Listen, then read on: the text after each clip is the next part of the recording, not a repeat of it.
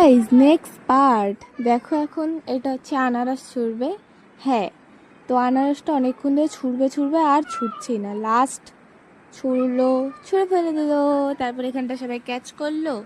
তারপর ব্যানানা ছুঁড়ছিল এখানটায়, ঠিক আছে। তারপর এখানটায় দেখো অনেক ভিড় হয়ে গেছিলো। তারপর আমি না যখন সোজা রথে এসেছিলাম না, আমি পাটগুলো দিতে পারিনি, ঠিক আছে, এর জন্য সরি।